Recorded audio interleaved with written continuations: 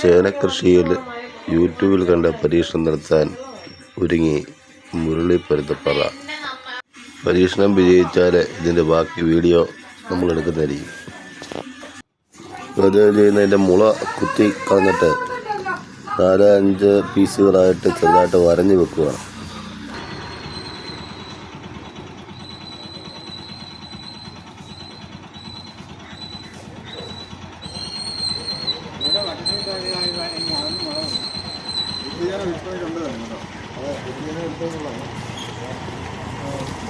ഇതിനെ പോലെ ചേട്ടാ ഇങ്ങനെ നമ്മൾ ഈ മുള കളയുന്ന കാര്യം ആ അപ്പം ഇങ്ങനെ കളഞ്ഞു വെച്ചാൽ ഇത് വെക്കുകയാണെങ്കിൽ